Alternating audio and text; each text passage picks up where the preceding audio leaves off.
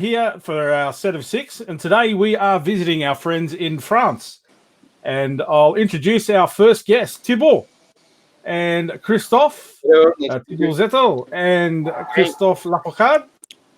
Here we are, Good day, gentlemen. And we also are joined by Nadia Quemener. Thank you very much for joining us, ladies and gentlemen. Thank you so much. Thank you for the invitation, Adam. It's great to have you guys on board. We've travelled the world so far, and it's great to finally end up in the city of love over there in Paris, in France. So, Christophe, I can see you laughing there, mate. What's the problem there? You're looking for love in Germany at the moment, I hear. yeah, too romantic in France. So I move away. I went to Germany. You know, it's much better without kisses, without handshaking. In particular, in this situation, it's much better in Germany. Fair enough. And yes, being involved in touch, we know the social aspects of the sport and what goes on with it are very important as well. So it's certainly something to look forward to when we get back on the field. So let's touch on that. We all know right around the world that we're involved in the pandemic situation with COVID-19. Just give us a bit of a background about what's happening over there in France and how it's affected both the community and the touch football community as well. Thibault? Yeah. We've been locked down for 2 months since the 17th of March till the 11th of May. So basically, we had to stay home. We needed a certificate to go out for work or for specific reasons, and we were able to go out for leisure sport just for an hour around our places. So it was drastic. I live in the east part of France, which was very affected by the pandemic, and so was the Paris region. And on a sport point of view, sport perspective, we had to cancel the competition, like the French championships. We had to cancel the finals, and for all categories. Maybe just the youth will be playing on September if it's possible at this time. Right, and so Nadia, you're located in Paris, and you gave us a bit of a background off air before we came on live. Just let us know what's happening touch-wise there in Paris.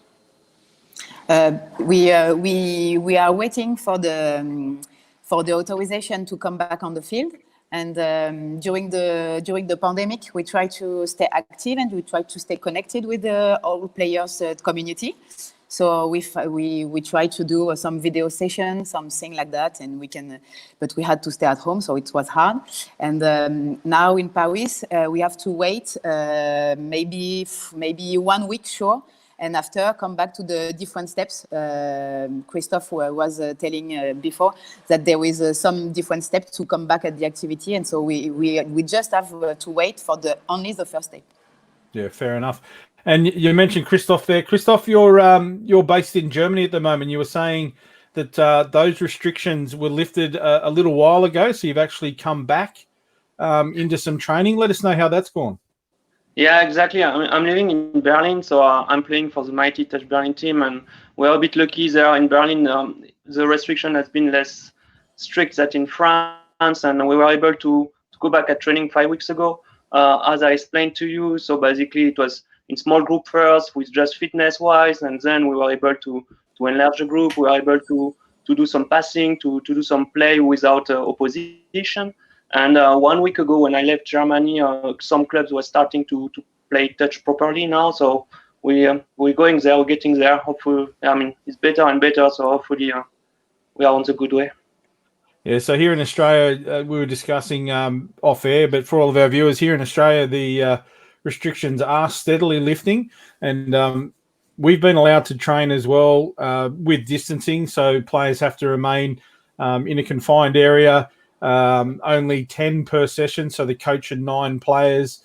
Everybody's 1.5 meters apart. No contact in the training session. Any equipment that we use has to be washed before and after, and lots of restrictions. But in the with the intent of getting back on the field, everybody's happy to go by those restrictions. So let's hope across the world that we all get back on the touch field soon, and we get to compete in some of these international events.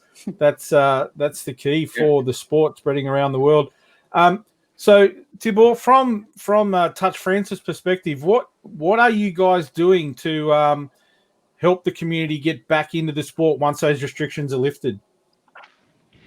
Yeah, so we issued a recovery plan and to help the club to prepare the trainings and to respect the rules issued by the sport minister, sport administration of France, and also we took the opportunity of the lockdown to carry out many time-consuming projects like a new website and some projects we had for a long time.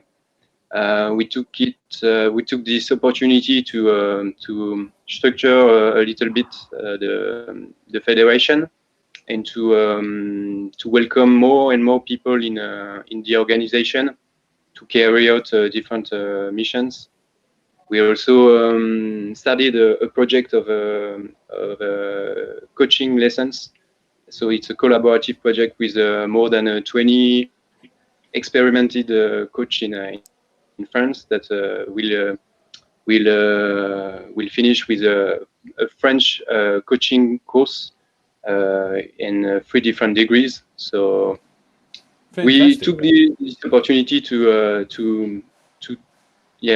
carry out projects, and hopefully it will help the club and the community once we can play again to get better resources from Touch France. So it's safe to say that while there's been no activity on the field, behind the scenes, there's been a lot of opportunity taken there to develop the sport, but also to put some things in place to help the players get back out in the field. And that's the theme that we've heard from all of the countries that we've talked to so far. They've taken the opportunity in what we'd sort of call downtime to do things that they didn't have the opportunity to do or the chances to do previously. So that sounds excellent for Touch in France and the development of the sport over there. So let's go back 12 months, almost 12 months ago, give or take, a couple of weeks. The World Cup in Malaysia. You guys were all there. The conditions were something else. It's funny, every time we mention it to the people that we've interviewed so far, the looks on their faces, they just remember that heat and how it knocked us all around.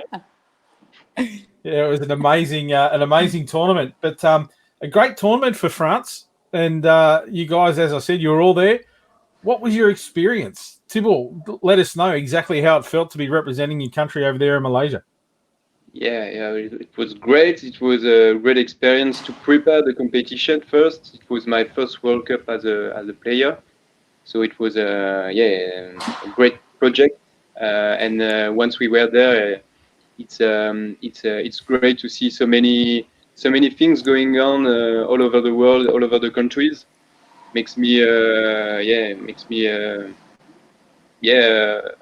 I want really to develop in my country more and to come back again to be involved in more experiences like this. So you had opens teams and seniors teams over there. What division did you play in? I was playing with the mixed over 30. Mixed over 30s. And Christophe, yourself? Yeah, same. We are playing in the same team. He's my captain. I have to stand He's the captain. Okay. So, Captain Christophe. And what was your experience over there, mate? How many World Cups have you played in previously? I played in total 3 World Cups. So I'm playing Touch for 10 years now. Malaysia was definitely the hottest World Cup that I played. Wasn't so hot in Coff Harbour. Very wet. Yeah.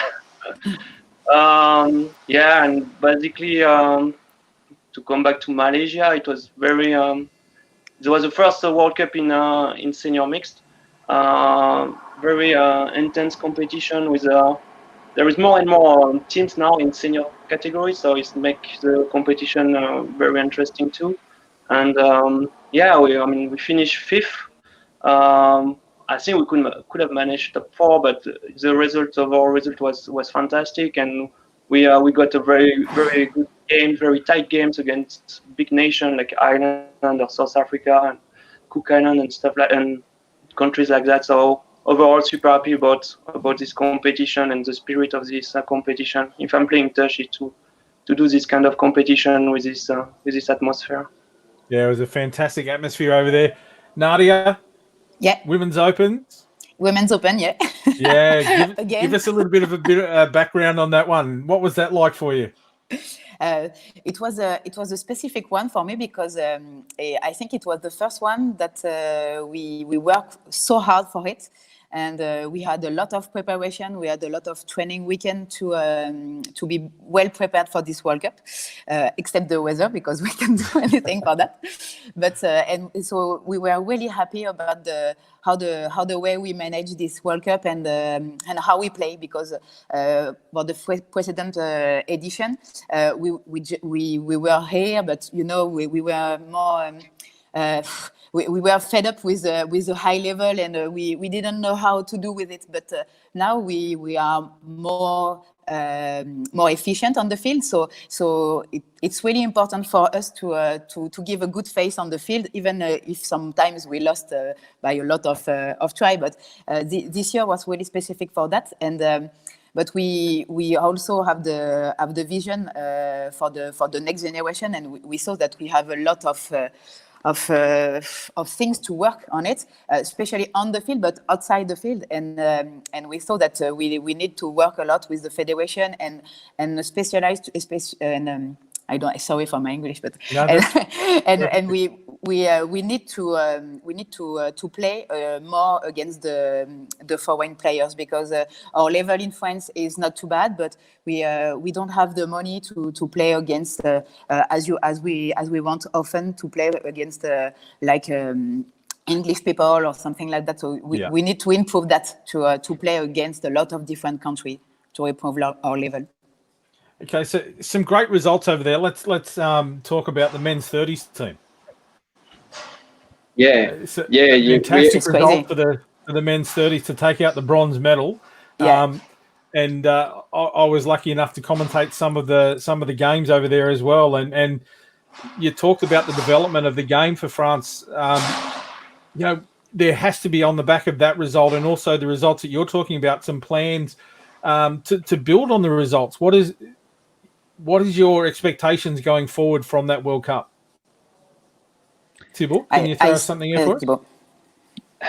For the elite level, so firstly, it was a great bronze medal. They had a hard start, this team, at the beginning of the competition, and they managed with the spirit to improve games after game. So they did a very, very impressive competition and impressive final for the bronze medal against England. For the elite level, there are always two visions for Touch France. One would be to send less teams and have stronger teams with more selection in it. And the second one would be to have as many categories as possible, and to keep on building the base, the number of players in France. We are only 2,000 players now, almost 2,000 players, which is quite small for the moment. So we expect to have more players, and for my vision to send as many teams as possible to this competition. But we see that we are able to compete in some categories. We are able to compete, but still with a small amount of player for the base. So we need to focus on that, I think. Yeah, so that probably feeds in perfectly to my next question there. Where do you see the opportunities for development of touch in France? Have you got a specific schools program or a junior program to try and grow the base? And what's the biggest opportunities, and how are you going to tap into it? Yeah, for the last few years, we want now to push the development of the sport for the youth. That's our number one target. So we have some clubs starting to have touch schools, but we are still not there is a lack of recognition from our sports ministry, which doesn't allow us for now to be able to play touch in the schools. So we are working on that, and moreover, we are developing coaching resources and materials to help the teacher, the sport teacher, to play touch, to discover touch, and then to play touch with their students and their kids, because we are convinced that it's the best way to get into all the rugby there, actually. Yeah, it's a model that's proven around the world to be popular and to help the game grow. We have had a question come in from one of our viewers, and Labib has asked us, Labib in South Africa, who's had a lot to do with junior development, how young is your junior system and what are your plans in this area? So you touched on their schools. Do you have specific junior competitions, or is that something that you'd like to get into in the future? Yeah, we have for I think it's for 2 years now. We have a French championships with a couple of clubs participating for different categories. So for the mixed teams, it's under 18 and under 15. Right. And I think we are also having some categories in the men, but it's just starting really. So but the results in the club that started the touch schools are great. I mean, we had the chance to host the last junior touch championships in Paris. It was in 2019. And the results of our youth team were great, and the level of the young players is amazing. When you see under 15 players playing touch, it's great now. The skills that are developing at that age around the world are just astronomical. The touch that we saw played at the Youth World Cup the year before in 2018 was just outstanding right across the nations. Nadia, what about female players, the development of the ladies' game in France? What direction do you see that taking? It's becoming better and better, because when I started a long time ago, we were not too many players. But you must have been very young. Yeah. Yes, lost my makeup. And so now in the women's team, we have a lot of players who are 16, 17, 18. So it's really nice. But we, as you tell before, we need to have touch in schools, because if we don't have that, we cannot have a lot of players, specifically women, because it's hard in every sport. It's hard to have women, especially after 20 years. So we need to have this kind of things at school, and I think if we continue to have a good return of good feedback on our sport, on our results, but also on our spirit, I think it will help to develop the sportswomen in touch. Yeah, excellent. And Thibault, I guess from Touch France's perspective, do you have a relationship with any other sporting organisations over there, or are you just seen to be, a sport off there on your own? And the reason I ask that, here in Australia, we've developed a relationship with the NRL Rugby League. In a lot of the other countries, there is some relationships with the rugby union organisations where the sport is considered to be complementary to those more mainstream, I guess, accepted sports in some of the developing countries. Is it a relationship mechanism you might be able to jump on the back of and go forward that way? Yeah, to understand the situation in France, the rugby union is the biggest federation. You have also a smaller federation of rugby league. Yeah. We had touches with rugby league federation, and we've tried for a couple of months now to work with the Rugby Union Federation. We are open to partnerships because it will be very important for us to have those partnerships, to be allowed to offer them resources for the touch, and they can use this to develop their players, and also to develop it in the schools.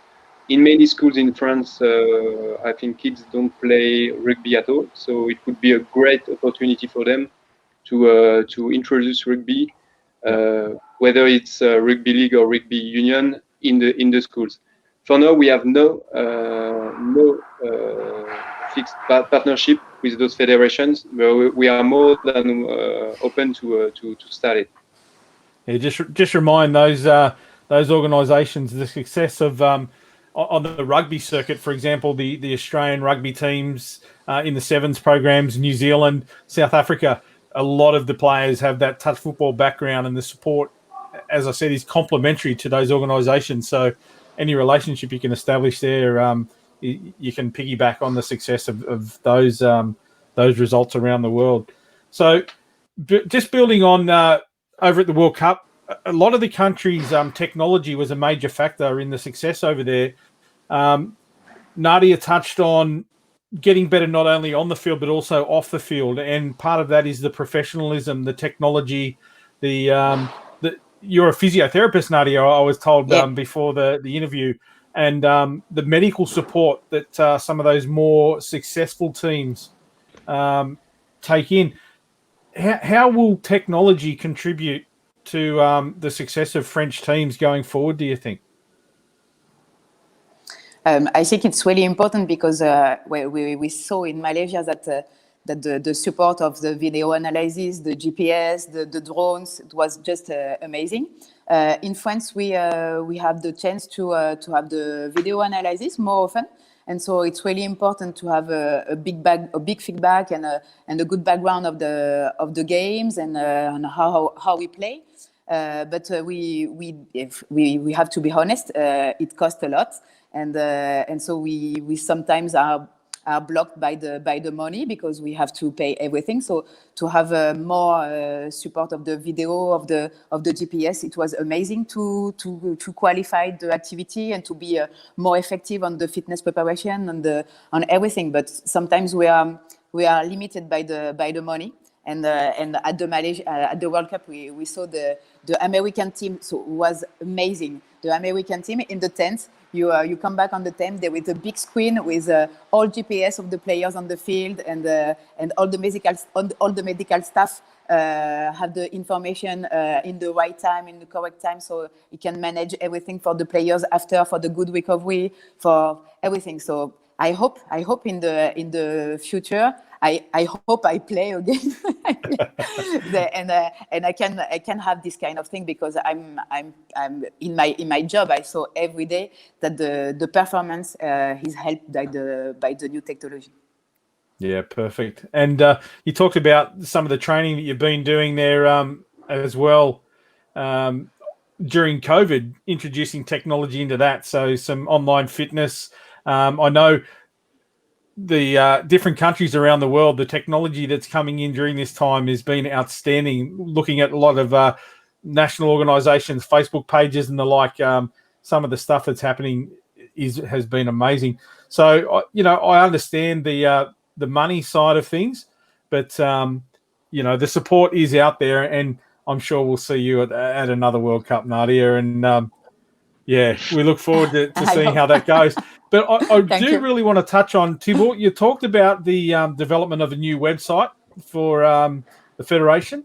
And something that's really impressed me, we've had a look at your Facebook page and come up with a manga video, a bit of an anime about touch football. Can you talk us through how that developed? And then we might put it up for all the viewers to have a look at, and you can talk us through it as we watch it. Yeah. You were talking about technology. I think for us, the main focus now with technology is to promote and develop our sport. So of course, you have to find a way to make a difference. So this manga came out from the idea of the former director of development for Touch France. His name is François Chérat. and he had this idea and he developed it with the studio. It was also a good connection with our politic now to our strategy to develop with the kids. Yeah. So we thought it may be a good way to make something different, to think to offer something different, and maybe a media where you can have the first basics to start playing touch. It's a great introduction, very contemporary, and as you said, it probably reaches a market or an audience that hasn't been exploited. It matches the young people, the people that are more used to the gaming, the anime, the manga, and not so much the physical sports side of things. And they look at something like this and they can see the different body shapes that are involved, the men and women that are playing. So it shows that touch is an inclusive sport. I think it's an outstanding concept that you guys have come up with. Thank you. And what sort of buyback have you had from the video? Have you had a feedback? Yeah, we had. So we broadcast it on the social media. So we were really surprised to have comments from all over the world. Like I saw some Fijians talking about it, Americans, and it was great to have these feedbacks and to see that the manga was broadcasted in all the community, the worldwide community of touch. So we thought, we may have made something different, which is really cool. In France as well, I have very good comments.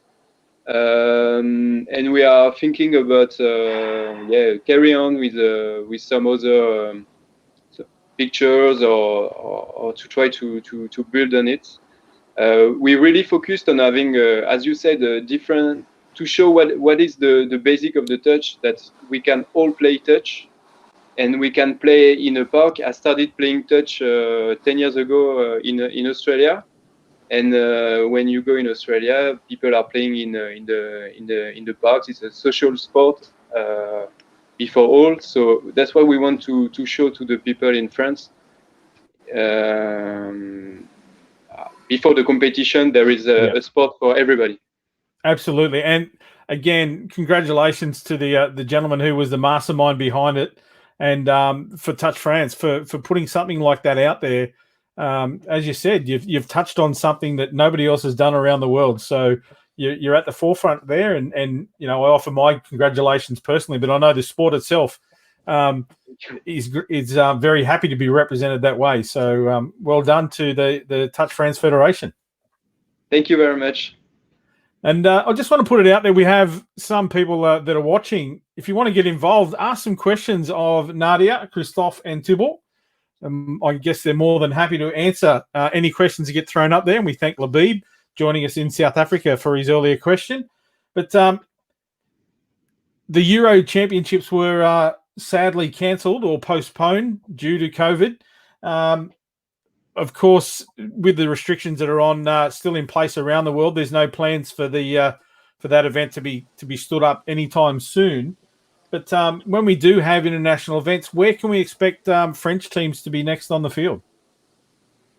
So the next international competition, it will be, the Euros should be postponed to next summer in 2021. So still in Nottingham. Yep. So we expect to send our teams there, and at the same approximately the same days, you will have the Youth Touch World Cup in Manchester. Yeah. So we will send 3 teams, under 18 teams there: the men, the girls, and the mixed team. Nice. So that's the youth. What about the Of course, we don't know where the venue for the next Senior World Cup is, but if you're looking forward, and you touched on it earlier, do we send more teams and spread our player base across them, or do we send fewer teams but make them stronger? Yeah, I guess from talking to some of the other countries, what they're looking at from an international perspective is setting a bar within the event. So they're not going there to beat Australia and New Zealand, or they're not going there to beat some of the Pacific nations, but they want to compete against the European teams, or they want to compete at that next tier and look for the bronze medal like your men's 30s teams did. What is it that drives Touch France at a World Cup? Christophe, I can see a smile on your face here. I know you have some thoughts. I'm smiling every time, so if you yeah, I mean, from my point of view, when you play senior, I mean, when you're doing the World Cup in senior categories, you should focus on bring the most competitive team as possible in order to really compete and close this gap between the North or European nation versus the South nations. And I think this, after playing 3 World Cups, is something that I have noticed. Yes, there is still a gap. I agree with you, but I have the feeling that the gap getting smaller. There is less 25-0 or 30-0 result at the last Malaysia World Cup compared with 3 World Cup ago. So I think it's making progress for all the countries around the world. I'm sure the technology are beneficial, in particular the streaming from Australia, from New Zealand. We are able to watch on live now a lot of games. This helps a lot. But to come back to your question, if you play for your nation, you should bring the best team that you can at the World Cup. Yeah, excellent perspective there, Christophe. And I guess with the you talked about there, those gaps are narrowing, and they definitely are right across all of the divisions. And I'm probably not our turn to say that your French men's 30s team, whilst they would have been competing at their very best and highest level, that when they took that bronze medal, they were surprised, and they were very, very proud to achieve that result. And that would have spurred you guys on as well, the mixed seniors, the competition within the French teams, then to say, well, if they can do it, we can do it as well. Yeah, I can see. Yeah. From my experience, when we arrive in a competition like in Kuala Lumpur, all the French teams are really they are competing all together. So I think there are no competition between the teams. There is a great spirit when once we arrive till we are leaving. We are talking a lot all together. We know each other, most of us, and no, there's no competition. Definitely, you have teams that are leading because they have maybe more experience or a more competitive objective, more competitive target to achieve, but still we are all very happy for the teams that succeed in winning a medal.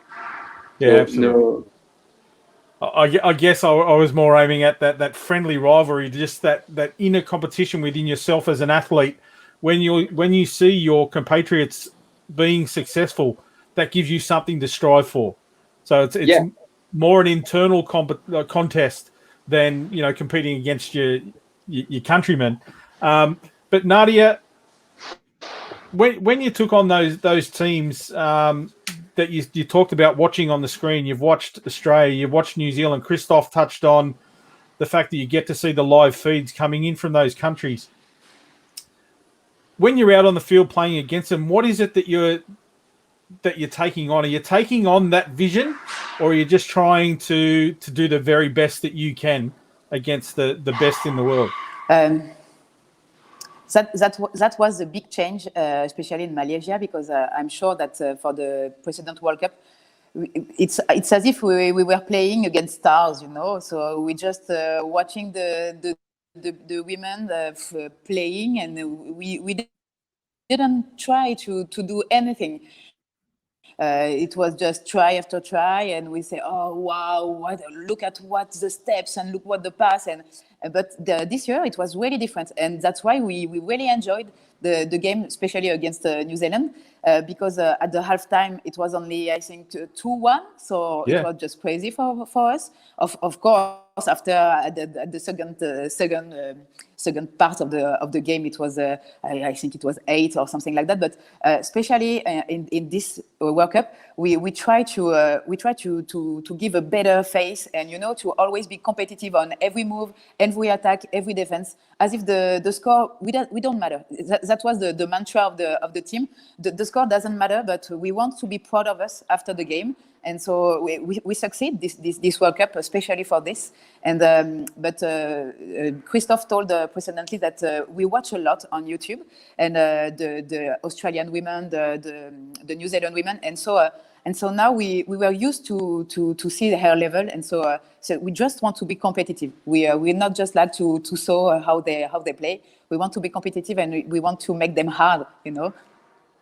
You make them compete for everything that they want to take away from you. It's interesting. I just want to touch to all of you, put it out there. When you're watching those videos and you take it back to the game in France, are you trying to emulate what the Australian and New Zealand players are doing, or are you trying to pick it apart and change it to your style of game? And the reason I ask that is, if you try to take on the best in the world at what they know to do every day of the week, you guys aren't going to beat them. But if you can throw in your own personal touches and your particular skill sets, it changes the game. It's really important what you said, because previously we done that. So we just watch and we try to imitate and to do the same. And when we are going to the competition, we saw that that this team were better because they have new skills, new moves. So we're always, in late. And I think since maybe 2 or 3 years, we try to be more efficient and to stay focused on some moves, on some specific defense or some specific things.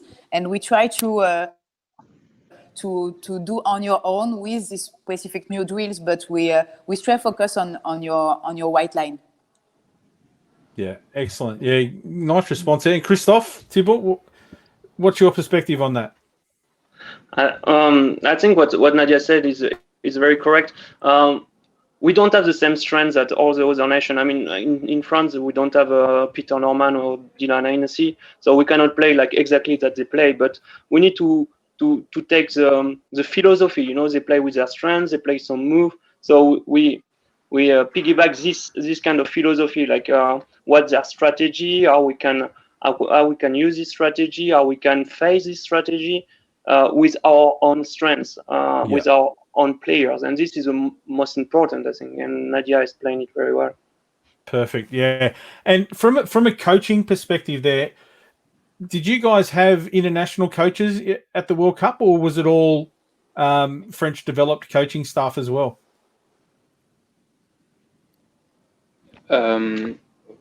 Sorry, could you repeat the question? Did we have only French coaches? Yeah, or did you have some international coaching? During the competition, we had only French coaches, but for the senior mixed team, for example, we had help of player Danny Davis from Australia. That came over in France to help our team to develop especially the defense. Yeah. So we worked with her, and we can tell every time we get a experimented coach from Australia or New Zealand coming over, it's a big progress for our teams, because it's crazy what we can get even in just one weekend. For information, for little correction, it's a great asset. So hopefully we can expect more and more of this type of partnerships here. Yeah, and people coming over to visit, or similarly, we've had one of our mutual friends, Emmanuel Conde's, come over quite some time ago to Australia and did a lot of work with us. And yeah, he did a lot of work with me. He's a interesting character, Emmanuel, or Manu, as we call him. Manu. And he, the development, his thirst for the game to just try. He was like a sponge, taking in as much as he could. And I guess when we talk to Chile and when we talk to some of the other countries, I've had South African people come and live with me for a tournament and basically play for the Sydney Championships or play at one of our state cups. Is that something that you think some of your players might look to in the future to spread their wings, come to Australia, go to New Zealand, go to South Africa, experience what the sport's like in that country with a view to take it back to France? Yeah, more and more players do so. We had Cécile Magne, Yannick Bizek that came over in Australia with the main purpose to learn more about touch, to play touch in Australia. So definitely the players that want to improve and can afford to spend time overseas, they bring back lots of knowledge and it's really useful for teams or clubs there. And in addition of that, at our European level, there is as well a lot of players who try to join some England competitions, the NTS, the National Touch Series. I know that, for example, Nadia, myself, and we try we joined the London Galaxy a couple of times to play this tournament. I think all this kind of experiment is very important as a player to improve ourselves and after to share the knowledge with a team back in France or in Germany. So there is already this kind of personal development with our friends in United Kingdom, and at bigger scale, of course, the best of the best is to go to Australia and New Zealand and have this experience with the top de la crème. Yeah, but that experience close to home, England, the success that they're demonstrating now on the touch fields has been outstanding, and they're at the forefront of a lot of the development practices in the sport itself. So they're right up there as one of the big 3 or 4 countries. So you guys you've got a strong ally right there on your doorstep. I know that like rivalry here between France and England and within Australia and New Zealand, that rivalry is probably the same. So we don't give away too many secrets, but wherever we can, just chip away. And Greg Cropper, he's put a question up there. Will you be playing mixed 30s again at the Euros, Christophe and Thibault? Is this something that you want to make an announcement here? Yeah, unfortunately for Greg and for England, I think yes. I like it. Trash talk. So there you go, Mr. Cropper. Look out, you've been warned. The boys will be back looking to take you on. We're looking forward to it. We're looking forward to it. It's great to have Greg on board. He's a fantastic servant of the game of touch. He loves it. And as I said, the development work that's been going on over there with England Touch has been outstanding. They were our first guests for the set of 6, and it's been outstanding over there watching them grow. So we do have quite a few viewers there. If there's any other questions you'd like to ask, mate, Christophe, I want to ask you a question. What are you missing most about the game? What are you missing most about not being able to play? Is it, what is it? Yeah, it's an interesting question. Passing me the ball. No, actually, I mean, if I'm playing touch because I found the game, let's say, very attractive. It's a team game, very fast, but as well, it's a game that you can play with everyone. You play. There is no age limit. There is no difference of gender. You play. It's a mixed game. You play with women, with men, old, young, and all this social aspect. I mean, the big social life of touch. It's like being part of a big family, and this is very tough when you cannot see your relatives, right? And during the confinement and the restriction, it's like not being able to see and to meet your relatives. So it was tough in this way. Yeah, Thibault. Oh, that's nice, mate. I like that. Social distance now. Nadia, what about you? Yeah. What are you missing about it? Sharing beers with my teammates. The after training or after match beers? No, it's the same that Thibault. I'm really competitive. I love the competition and all the thing, but I really miss sharing these moments with the team. And as Christophe said, we had a lot of moments outside the field. We go out to the restaurant, to the bars. We discuss about especially this year. This weekend was supposed to be the big tournament, the big women tournament that we organized in Paris. And it was the 10th edition, and we work a lot for that, for the organization, and especially at this moment, I miss that because it's a big event of the year for the women in France and for the women in UK in general. So I think I miss this moment, this specific moment, this moment of the year that I love, because in France we don't have too many events during the year. So especially during March and September, it's a big moment, and so this year it's probably the worst season. But well, it's like that. Next, it'll make when you come back together, it'll make it even more enjoyable. I think exactly. Everybody will be so happy to be back out there. Exactly. So Thibault, I want you to think into the future. So you're back out there. We're all guns blazing. We've been allowed to go back and play our first event. Talk me through your first try. What's going to happen? How are you going to score, and how are you going to celebrate it? I need him to score tries. Otherwise, I'm done. No, first I will try to run again, because I've been a bit lazy the last few weeks. I confirm. But he tries to make me run, but I'm not. I don't like running without the ball. So as soon as we are able to play again with this, I will run everywhere. I don't know if I will score try, but I will definitely enjoy. You'll do your best. So are you telling me you're one of those players that when you're in defence you like to go off and you come back on when you have the ball back in your hands? Is that Christophe's giving me the nod there? No. I like defend as well. Yeah, no problem. Okay, you do the work. I like it. I do the work. Don't be that guy. So I couldn't be that guy. Greg Kropp has come back to us after your challenge. After you told him, he said it's good to hear. He'll see you on the 7. So I like it. Yeah. Friendly rivalry. Ian Rolbury's also joined us, and he's asked, will the Silver Fox be playing at the Euro? He'll need to sharpen up his defences if he's in the 50s. So the Silver Fox, there's a bit of an in-joke there. I'm sure he's going to be playing, I think every year he told me, okay, it's the last year, it's specific for him because they have built the team with a lot of friends, but they knew since the school.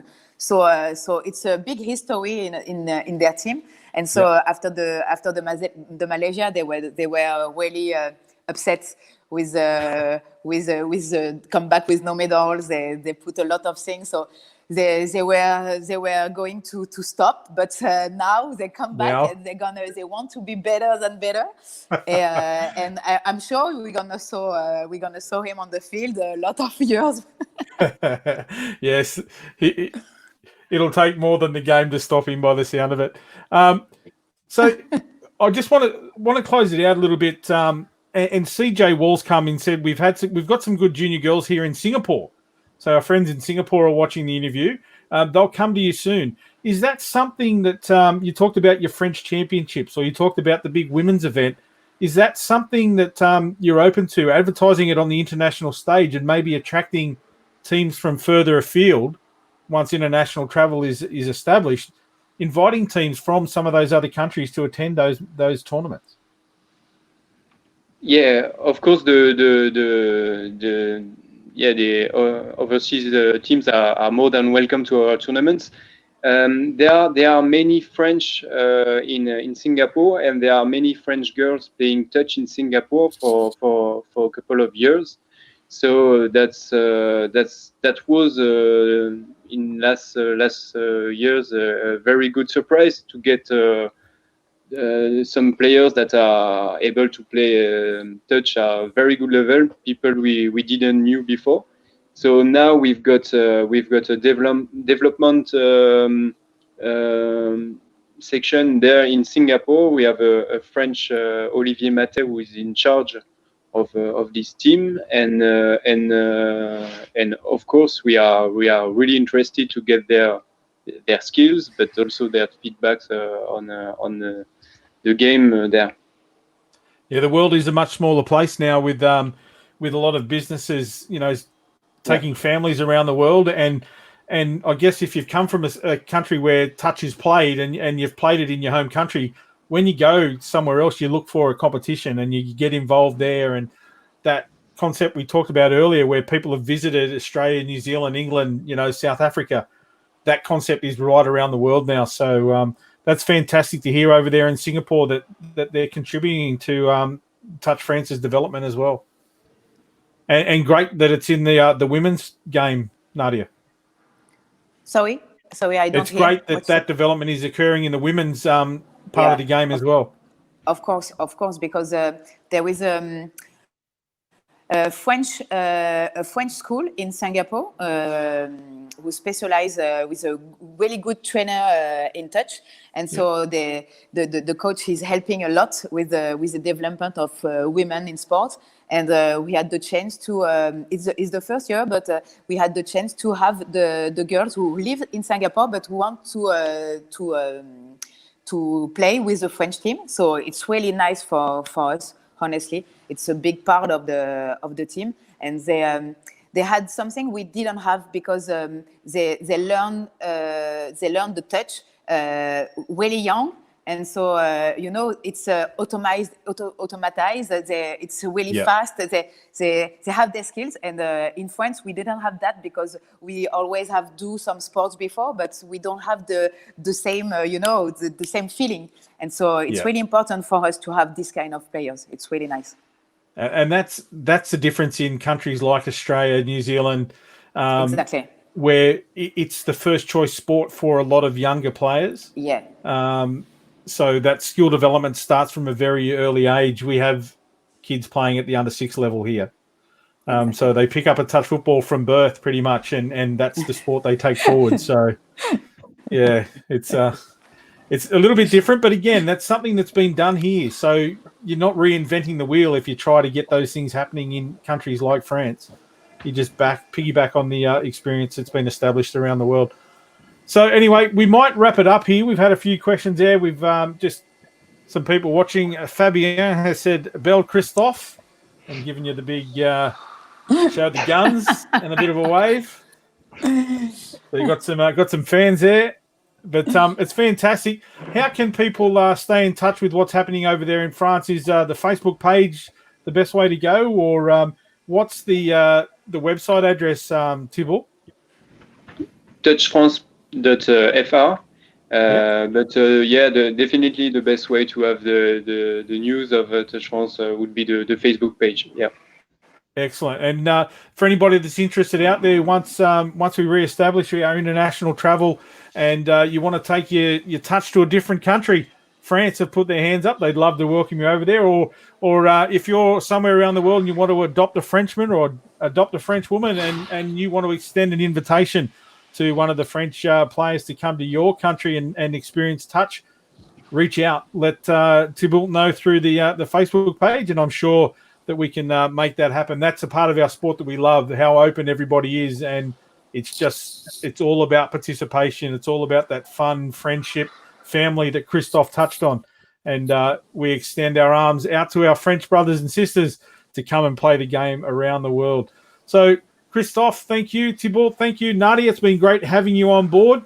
And to all of our viewers, we look forward to bringing you another set of 6. But it's been great talking to our friends there in France. And, we look forward to seeing you somewhere around the world once again.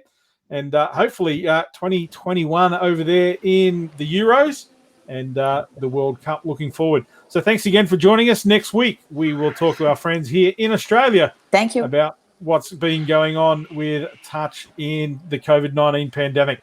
So thanks for joining us, and we'll see you all next week. Thank you. Bye. Thank you, Adam. Thank you. Stick around, Christophe, if you're still there. Thibault, stick around there, mate.